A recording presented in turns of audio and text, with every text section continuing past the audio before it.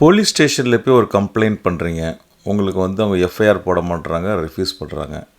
அப்புறம் அப்படி பண்ணால் நீங்கள் என்ன பண்ணுவீங்க? அது மாதிரி சமயத்தில் நம்ம என்ன பண்ணணும்? அதுதான் இந்த வீடியோவில் பார்க்க போகிறோம். வணக்கம், நான் உங்கள் ரஷ்யா கலி. எஃப்ஐஆர் போட போலீஸ்காரங்க மறுத்தாங்க அப்படின்னா நீங்கள் சட்டப்பூர்வமாக நீங்கள் என்ன செய்யலாம், அதுக்கு என்ன தீர்வு இருக்குது அப்படின்றத இந்த வீடியோவில் பார்க்க போகிறோம். எஃப்ஐஆர் போடுறது அப்படின்றது போலீஸோட கட்டாய கடமை. அவங்க அவங்க விரும்பினா ஃபைல் பண்ணலாம், இல்லை விருப்பப்படலைன்னா ஃபைல் பண்ண முடியாது அப்படின்ற மாதிரிலாம் சொல்ல முடியாது. அதுக்கு நீங்கள் ஒரு போலீஸில் கம்ப்ளைண்ட்டு ரிட்டனாக எழுதி கொடுக்கணுன்றது தான் ரிட்டனாக எழுதி கூட தான் கொடுக்கணுன்ற அவசியம் கிடையாது.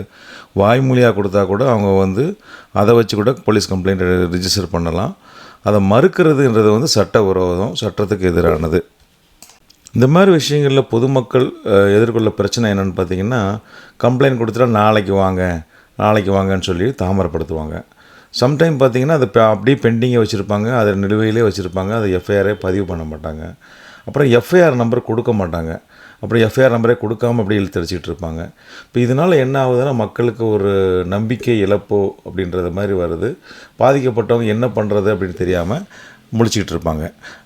இந்த மாதிரி பிரச்சனைகளுக்கு சட்டப்படியான உங்களுக்கு என்ன தீர்வு அப்படின்னு பார்த்தீங்கன்னா, இப்போ உங்களுக்கு கம்ப்ளைண்ட் ஒரு ஸ்டேஷனில் கொடுக்குறீங்க, அவங்க ரிசீவ் பண்ணி நம்பர் பண்ண மாட்டேங்கிறாங்கன்னா, அதுக்கு மேலே உள்ள அதிகாரிகள்கிட்ட கான்டாக்ட் பண்ணலாம்.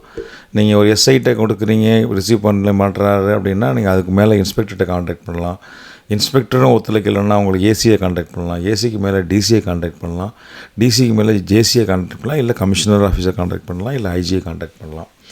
அப்படி சப்போஸ் உங்களுக்கு ஒரு சின்ன ஸ்டேஷனில் வர பார்க்குறாங்கன்னா, நீங்கள் ஒரு ரிஜிஸ்டர் போஸ்ட்லேயே உங்களுக்கு அனுப்பிவிட்டு நாங்கள் ஏற்கனவே கொடுத்தா நீங்கள் வாங்க மறுக்கிறீங்க, அதனால் இப்போ ரிஜிஸ்டர் போஸ்ட் அனுப்புகிறேன்னா ரிஜிஸ்டர் போஸ்ட்டில் கூட அனுப்பலாம். ஸோ எதை மாதிரி நம்ம கொடுக்குற மேலே அதனால் நமக்கு ஒரு ஆதாரம் வச்சுக்கலாம். ஆதாரத்தை வச்சுக்கிட்டு மேற்கொண்டு நம்ம கோர்ட்டில் டைரக்ஷன் வாங்கலாம். இல்லை ஒரு சிஎம்சிலுக்கு கம்ப்ளைண்ட் பண்ணி ரிஜிஸ்டர் பண்ணுறது, இதுக்குண்ட முயற்சிகள் மேற்கொள்ளலாம். இல்லை கமிஷனர் ஆஃபீஸில் போய் நேரில் கூட கம்ப்ளைண்ட் பண்ணலாம். எஃப்ஐஆர் போட மறுக்கிறாங்கன்னா நமக்கு இறுதியான தீர்வு, ஃபைனல் தீர்வு அப்படின்னா நீதிமன்றத்தை தான் அப்ரோச் பண்ணுறது தான் ஒரு ஃபைனலான தீர்வு.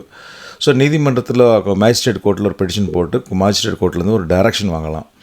ஸோ அப்படி இல்லைன்னா மேஜிஸ்ட்ரேட் கோர்ட்லேயே நான் ஒரு பெட்டிஷன் ஃபைல் பண்ணி நாங்கள் ஏற்கனவே போலீஸில் புகார் கொடுத்தோம், அவங்க எடுக்க மாட்டேங்கிறாங்க, அதனால் நான் கோர்ட்டை டேரெக்டாகவே நாங்கள் ஒரு ப்ரைவேட் கம்ப்ளைண்ட்டாக ஃபைல் பண்ணுறேன் அப்படின்ற மாதிரி ஃபைல் பண்ணலாம். ஸோ எதுக்குனாலும் ஒரு கோர்ட்டு ஆர்டர் வாங்குறது தான் முக்கியம். கோர்ட்டு ஆர்டர் வாங்கி பண்ணிடலாம்.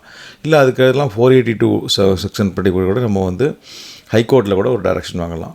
ஸோ பாதுகாப்பு உத்தரவாதம் வாங்கணும்னா நம்ம சட்டப்படியான விதிமுறைகளை நம்ம ஃபாலோ பண்ணி நமக்கு தேவையான நிவாரணத்தை பெற்றுக்கொள்ளலாம்.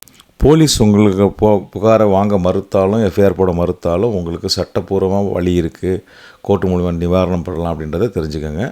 ஸோ உங்கள் உரிமைகளை தெரிந்து கொண்டு உங்கள் உரிமைகளை பாதுகாத்து கொள்ளுங்கள். நாளைக்கு இன்னொரு சட்ட விதியோடு உங்களை சந்திக்கிறேன். அதுவரை உங்களிடமிருந்து விரைவது உங்களில் ஒருவன் ரஷ்யா கலி. நன்றி, வணக்கம்.